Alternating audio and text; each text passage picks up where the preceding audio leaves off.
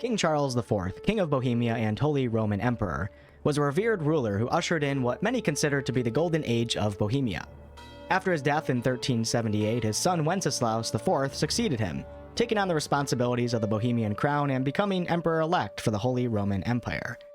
Taking on responsibilities, however, was not in Wenceslaus's nature, earning him the nickname of the Idle King.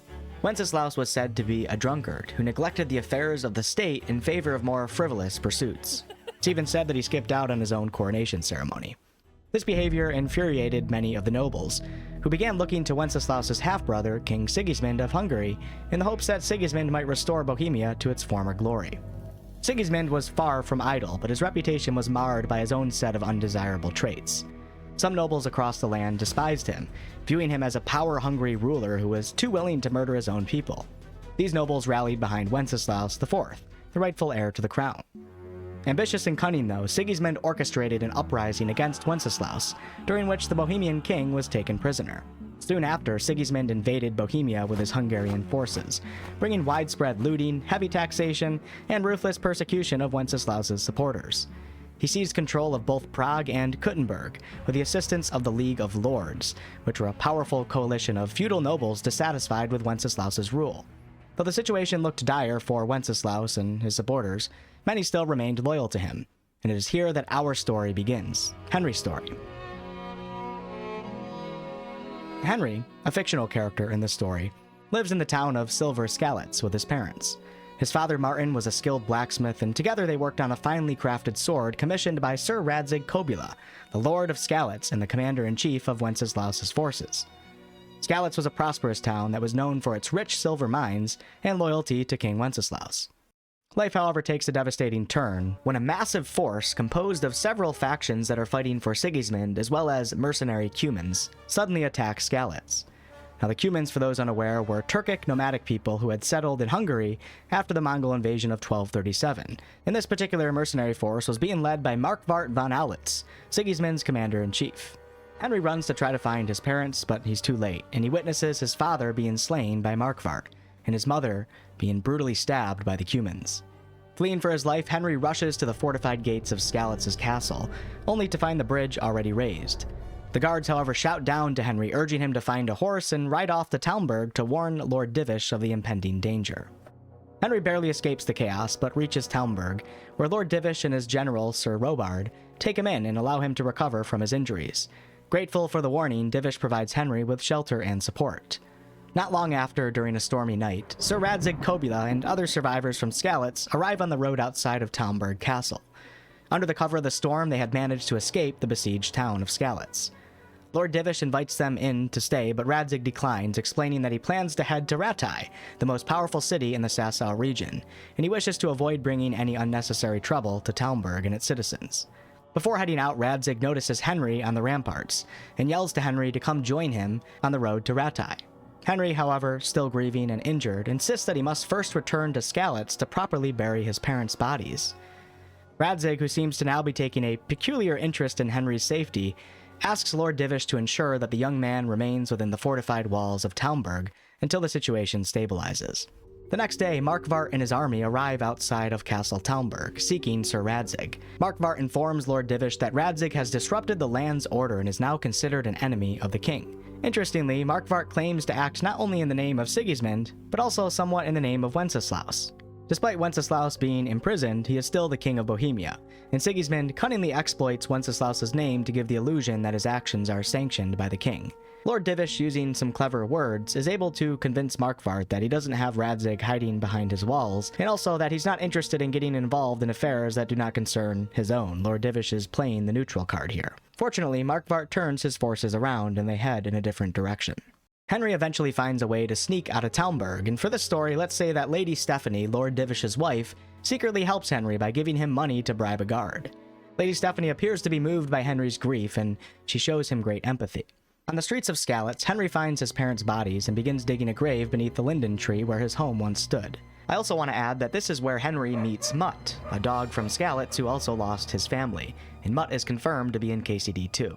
As he prepares to carry the bodies to the grave, a group of bandits led by a man named Runt arrives. Henry will not leave his parents' bodies though, and a fight ensues. Henry is quickly overpowered, as at this point in the story he's quite unskilled in combat, and he's knocked down and he watches as Runt takes his father's sword. Just as Runt is about to deliver a fatal blow to Henry, Teresa, a fellow Skalitz survivor who also lost her entire family, arrives, distracting Runt for a few seconds. Her intervention buys just enough time for Sir Robard from Talmberg and his soldiers to appear, riding in to scatter the bandits and ultimately saving Henry's life. Days later, Henry wakes up in a miller's home just outside the city of Rattay, and Teresa is there and she explains to Henry that this is her uncle's home, the only family that she has left. On a quick side note, Teresa, although she doesn't play a huge role in the actual overarching main story of the game, if you do take a liking to her and you treat her well enough, there are quests that can result in her becoming Henry's girlfriend. She's quite a lovely person. There's even a DLC where you can play as Teresa and experience the prologue of the game through her eyes. Once Henry has recovered, he makes his way to Rattay's lower castle, Perkstein, to find Sir Radzig. Henry informs Radzig that a bandit stole the sword that was crafted for him, and although the sword may not seem that important amidst the chaotic events that are going on, this sword now holds a far deeper meaning for Henry. It symbolizes his father and everything that he's lost. Henry is now determined to honor his father's work, and he vows to retrieve the sword and deliver it to Radzig. Retrieving the sword and also killing Markvart von Aulitz, the man who killed Henry's parents, become the two main quests of this game. Radzig, in appreciation of Henry's loyalty and bravery in wanting to retrieve this sword, appoints Henry as his squire. At Perkstein Castle, Henry is introduced to the acting Lord of Rattay, Lord Hanush of Lipa, and Hanush's distant cousin, the young Sir Hans Capon, the rightful Lord of Rattay, but Hanush is currently governing in his place, waiting until Hans is of age and ready to take on the responsibilities of leadership. Hanush in this game is portrayed as boisterous and a bit cheerful, whereas Hans initially comes off as an arrogant, entitled young nobleman. He even dismissively refers to Henry as a peasant and expresses disdain for Henry's recent promotion to squire. Sir Radzig then tasks Henry with reporting to Captain Bernard for weapons training, and also reporting to the city's bailiff to perform some guard duties. Henry's training with Bernard is challenging to say the least, but at least it's a start. Sir Hans shows up and challenges Henry to both a duel and an archery contest, and continues to mock Henry's lowborn status. That evening, Henry goes on night patrol duty, and under the bailiff's orders, he's instructed to ensure that the local tavern closes at the proper time. When Henry arrives at the tavern, he finds none other than Hans Capon, drunk and keeping the tavern open past hours, as who's going to confront a nobleman and tell him he has to leave? Well, Henry actually is, and Henry tells Hans that he has to leave, which leads to a brawl between the two. The commotion is interrupted by Lord Hanush, and Hanush scolds Henry for his willingness to raise a hand to a noble, but also chastises Hans for his lack of leadership over his subjects. As punishment for their behavior, Hanush orders Hans to take Henry along with him on his hunt the following day. En route to the hunting grounds, you start to learn that Hans might not be as much of the jerk as he's been leading on to be. Henry learns that Hans's parents have also died, which could be a potential bonding moment, and that Hans has also been quite frustrated lately with the way that Hanush treats him like a child, and that Hanush seems to not show any signs of being willing to turn over his rule of Rattay to Hans. And this is the start of Henry and Hans's friendship. At the hunting grounds, the two engage in a hunting contest. However, things take a dramatic turn when Hans goes missing. Henry eventually discovers Hans tied up in a small human camp, and after heroically freeing Hans, the two return to Rattay. By this point, both Hanush and Hans seem to have developed a newfound respect for Henry. Throughout the rest of the game, Henry and Hans become very close friends, and there are several side quests that allow this unexpected friendship to blossom. I'll talk more about specific characters though, including Sir Hans Capon, in another video prior to KCD 2's release. Shortly after their return to Rattay, news arrives of a brutal attack on the nearby village of Neuhof. The description of the leader of the attack matches the man who stole Henry's sword. Lord Radzig orders Henry to accompany Bernard and a few soldiers to go investigate. When they arrive at Neuhof, they are met with dead horses and bodies strewn across the village. It becomes evident that whoever committed this atrocity was driven by a thirst for blood rather than greed. Henry questions the survivors and identifies a man named Ginger, who is clearly hiding something. Before Henry can get to the truth though, Ginger flees. A few of the remaining villagers reveal that Ginger had ties to the nearby charcoal burners, and Henry is off again. The charcoal burners reveal Ginger's location after Henry does a few things for them, and Henry finds Ginger in a rather terrified state. Ginger reveals that two separate gangs were involved in the raid. One group was motivated by creating fear and terror, while the other went in with the intent of simply looting. The thieves' gang did not expect the other gang to start slaughtering everyone, and this caused confusion, and they fled. Ginger also mentions recognizing one of the raiders, a man with a limp from Ujits, and he tells Henry that he fled because of his fear that the attackers would return to silence him. Henry then sets off for Ujits to investigate the man with a limp. He soon tracks down the location of Limpy Lubash's cottage, but upon arriving, he discovers a grim scene. Townsfolk and the local bailiff are gathered outside of Lubash's cottage, and the bailiff shows Henry that Lubash has been brutally tortured and murdered in his own home. It seems the bandits responsible for the Neuhof massacre don't want any witnesses alive, and that includes members of the gang of thieves that accompanied them during the raid. As Henry digs deeper, he learns that Lubash had recently started attending church, which raised some suspicion among the townsfolk. Hoping to uncover more, Henry heads to the church to speak with the priest. It is here that Henry meets one of the most memorable characters in all of gaming, Father Godwin. And Godwin informs Henry that Lubash had recently come to him for confession, but bound by the laws of God, he cannot reveal what was said without violating the sanctity of the confession. Godwin, however, does offer to find a way to help Henry, and he suggests that they discuss the matter further over wine at the tavern later that evening. What starts as a conversation about Lubash later that evening turns into a wild, revealing night that Henry won't soon forget. Father Godwin turns out to be far from your typical clergyman. Although Godwin is deeply religious, he doesn't fully align with all of the teachings of the Catholic Church. Godwin was somewhat forced into priesthood by his family, and this has created a devout but rather rebellious type of priest. Godwin even shares with Henry some of his unorthodox views, most of which seem to revolve around the teachings of Jan Hus, a revolutionary religious reformer of the 15th century. The following morning, both Henry and Father Godwin are experiencing terrible hangovers, especially Godwin, and Godwin strikes a deal here. If Henry can deliver a sermon at Mass for him, he'll reveal what he knows about Lubash. Events can unfold in many different ways in this game, but let's say that Henry manages to pull off this sermon successfully. Godwin will then provide Henry with the names of a few of Lubash's co-conspirators that were revealed to him, and Henry sets off once again on this wild goose chase of an investigation.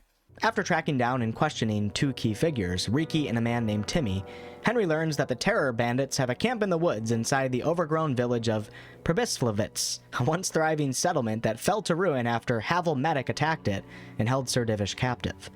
Henry reports this discovery to Radzig, who sends him on yet another mission, scout the camp out and gather intel. Henry scouts out the camp and learns that this group is made up of both bandits and cumans, and they appear to be constructing siege ladders for an assault. Revealing this valuable information to Radzig, Radzig immediately orders Henry to ride out to Talmberg and alert Lord Divish, and also requests that he send Captain Robard and some of Talmberg's soldiers to come aid him in attacking this camp. The assault on the overgrown Pribyslavitz proves successful, largely thanks to Henry's thorough scouting information. And towards the end of the battle, Henry finds himself face to face with Runt, who runs up into a large building. Runt is of course the man who stole his father's sword.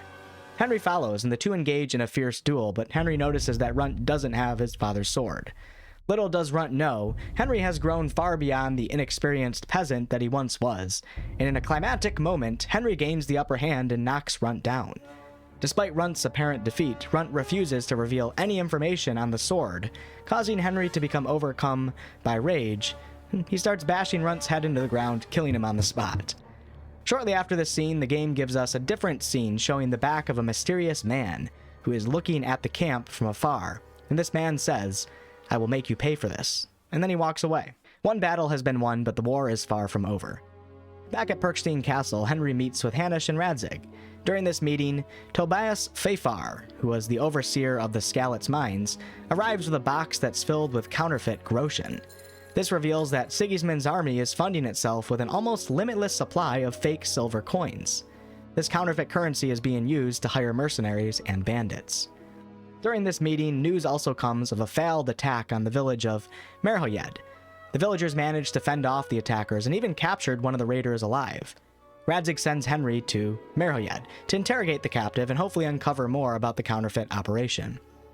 Before Henry's able to question the prisoner, though, Henry has to help out the village deal with a mysterious illness affecting its residents.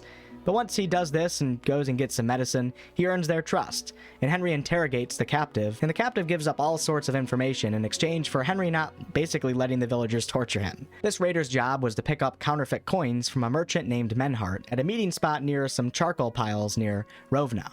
From there, he would deliver these fake coins to a camp where a leader known as the Chief oversaw their minting. The captive describes this chief as a foreign noble based on his speech and mannerisms, but offers little else. Henry reports to Radzig, but of course then gets sent out to go check out this meeting spot, and he arrives at the spot to find an overturned wagon and a mysterious knight bearing no crest or banner. The knight flees on horseback and Henry gives chase. After catching up, the two engage in a duel, which ends with Henry forcing the knight to submit. Henry discovers a document on this knight that is hard to decipher, and he takes it to Master Fafar in Sasau. The document bears the seal of the alderman of the German trade city of Passau, and grants the knight, identified as Ulrich, safe passage through Bohemia to investigate counterfeit coins flooding into their German city. The document also reveals that the counterfeiters are using silver amalgam to coat the copper, which is making the coins appear genuine. Fafar, however, notices something peculiar. While the document bears Passau's seal, the handwriting matches that of a high-ranking scribe from the wealthy Bohemian Rosenberg family. This suggests that the document isn't truly from Passau. The Rosenbergs appear to secretly be operating under the guise of this investigation by Ulrich being a mission that was ordered by the Alderman of Passau, which is of course not true. Although the Rosenbergs are allies of King Sigismund, it seems that they're not pleased with a counterfeit coin operation going on in Bohemia, as such an operation undermines their wealth, and the Rosenbergs are known for prioritizing their own interests above any allegiance to a king. Ulrich, it turns out, is working for the Rosenbergs to shut down the counterfeit ring. Both yours and Ulrich's goals here are aligned, but this is a sketchy alliance to say the least. Now, depending on Henry's choices, Ulrich can be killed during the initial duel or even at a later point, or not killed at all. But for the sake of the story, let's say that Henry decides to work with Ulrich while keeping his knowledge of Ulrich's allegiance to the Rosenbergs to himself for the time being. Master Fafar tells Henry to investigate the forgeries in Sasau, as it appears as if this is where the counterfeit operation is being ran out of. And after a thorough investigation of some of the town's people, Henry uncovers a few key players here that are aiding in the counterfeit operation. These include a blacksmith, a man responsible for the sale of quicksilver, and a master engraver's apprentice. Each of them is claiming to have been threatened by a man named Rapoda. Henry tracks down Rapoda and forces him to reveal that he is working for a man named Sir Yezik of Ronov, a formal nobleman. Rapoda also divulges that the counterfeiters are working out of some of the nearby mines, setting the stage for Henry's next move. In our story, Henry teams up with Ulrich here. I think Ulrich could possibly show up in KCD, so we're going to keep him alive. And together they head to the mines to confront Sir Yezik of Ronov. When they get to the mines, they find Yezik, and Ulrich almost immediately attempts to kill him, declaring that his orders are to eliminate everyone involved in the operation. Henry tells Ulrich to stop, and tells him that he knows who Ulrich is really working for. Ulrich then tells Henry that he must kill him now as well. With a successful dialogue check, however, Henry is able to talk Ulrich down, convincing him that senseless bloodshed isn't the answer here. And reluctantly, Ulrich spares Yezik and decides not to attempt to kill Henry, and he declares that his mission is over here. Ulrich leaves the mine, stating that he'll return to the life of a wandering knight with no sworn allegiance. Henry turns in Sir Yezik to Radzig, and Yezik tells them that a man named Eric is giving him instructions, but that Eric is not the chief. He also tells Henry that there's someone highly placed at the monastery who's mixed up in all of this too.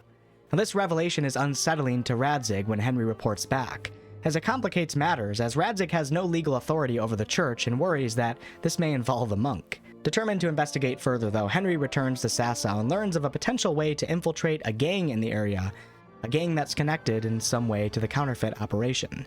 Henry encounters some of these gang members and they agree to let him join their group, but only if he completes an initiation task, killing a monk named Pius and taking his dice and money. This segment of the game offers players a ton of player agency, allowing Henry to approach this quest in multiple ways. Let's take the nicer path though and avoid killing, and say that Henry breaks into the monastery, persuades the monk to fake his own death, and successfully obtains the monk's dice and coin. Henry then heads out to the meeting spot that the gang members told him to report to after his task is complete. The gang members deem Henry worthy of joining their ranks, and they direct him to a previously abandoned fort that serves as their base. Before heading there though, Henry returns to inform Radzig and Hanish of his progress. Hanish advises Henry to go scout out the fort and gather as much information as possible, although it's important to point out that Radzig appears to be quite uneasy about Henry undertaking this task. Henry, however, is determined and he sets out to infiltrate the fort. Arriving at the fort, Henry poses as a new recruit. Unfortunately though, his cover is quickly blown when he's recognized by a man named Istvan Toth.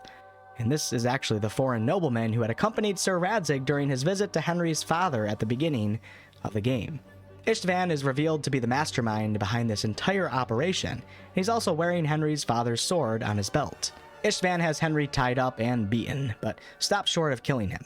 Instead, he reveals that he plans to ransom Henry back to Sir Radzig, knowing that Radzig cares deeply for the young man and would pay a significant sum for his safe return. During this tense exchange, Istvan drops a bombshell. Sir Radzig is Henry's true father. He tells Henry that Radzig never acknowledged Henry because he was ashamed of him. Later that night, a man named Zbyszek, who actually alerted Runt that Henry was attempting to bury his parents' bodies back in Skalitz, approaches Henry. Zbyszek offers to help Henry escape, claiming that he's doing it for the money, though his demeanor kind of suggests that he's also feeling regret for the path that his life has taken. The two manage to sneak out of the fort, and Henry successfully makes it back to Radzig and Ratai to report what he's learned. What happens to Zbyszek is entirely up to the player's choice. Henry then confronts Radzig, revealing that he knows the truth about their relationship. Radzig does acknowledge it, but suggests that they set the matter aside for now as more urgent issues demand their attention. It is now time to rally the troops. Radzig's forces, Hanish's soldiers, and the Talmberg garrison to launch an assault on Istvan's growing fort. The attack on the fort is successful, but Istvan is nowhere to be found. During the aftermath, Radzig learns from a captured survivor that Istvan has already moved on and is marching towards an unguarded castle. This is of course Castle Talmberg, Lord Divish's stronghold. This makes you question if it was part of Istvan's plan to actually let Henry escape. The troops ride swiftly to Castle Talmberg, but when they arrive it looks like they're too late. They attempt a quick initial assault and Sir Radzig rides through the gate, but unfortunately this results in him being taken hostage alongside Lady Stephanie, Lord Divish's wife, and many of the Talmberg residents. Knowing that a full-on assault on a well-fortified castle like Talmberg would be nearly impossible without a siege engine, Hanish, Divish, and Robard devise a risky plan, sending out a small stealth team that will climb the castle walls under the cover of night to free as many hostages as possible. This stealth operation begins quite well with both Henry and Hans present, and they manage to free some of the captured Talmberg villagers. However, Hans is spotted before they were able to find Radzig or Stephanie, and Hans is actually struck in the butt with an arrow. With no time left, Henry hoists Hans onto his back and manages to escape the castle to safety. With the stealth plan mostly having failed, the next move is finding a way to construct a trebuchet to breach Talmberg's defenses. The construction, however, will require the expertise of a man named Conrad, a brilliant engineer who's currently working on the monastery's reconstruction. Henry is tasked with persuading the church to release Conrad, at least temporarily. And through various means, be it diplomacy, bribery, or even forgery, Henry is able to convince the church overseer to let Conrad go.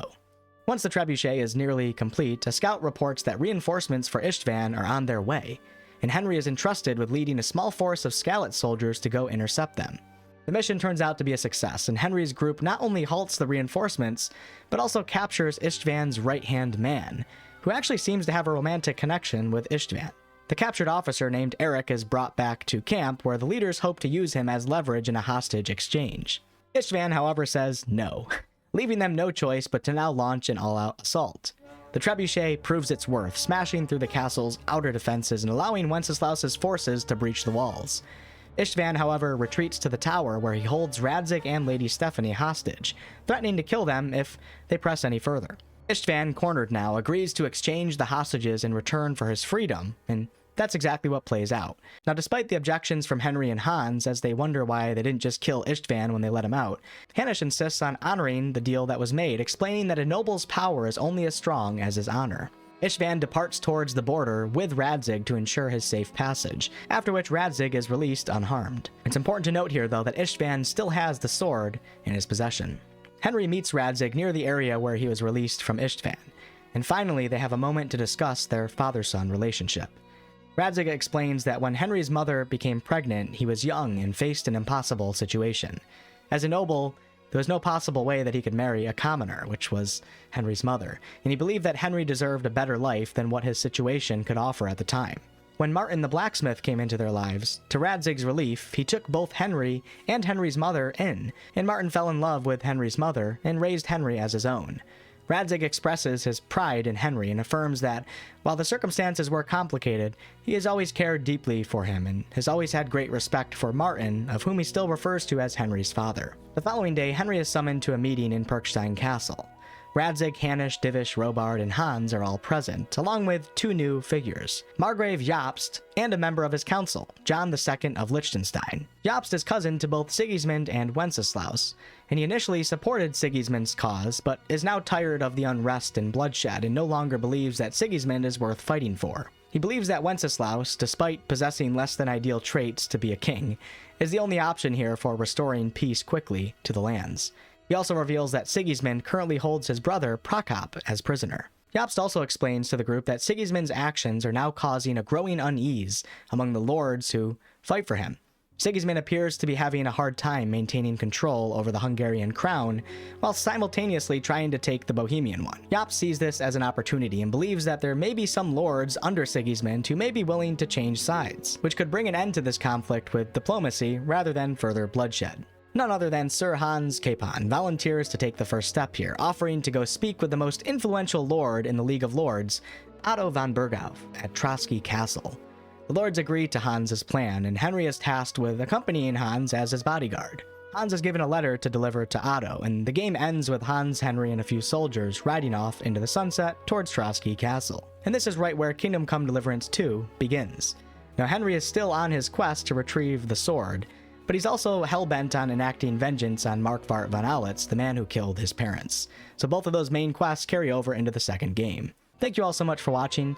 If you notice that my voice might be a little bit different, I've been sick for the past few days, and honestly, recording this script, it's such a long video, was quite painful, but I got it done, and we gotta do what we gotta do to get prepared for KCD 2. I have plenty more videos planned from now up to launch and of course beyond, so be on the lookout and subscribe for more. I'll catch you on the next one.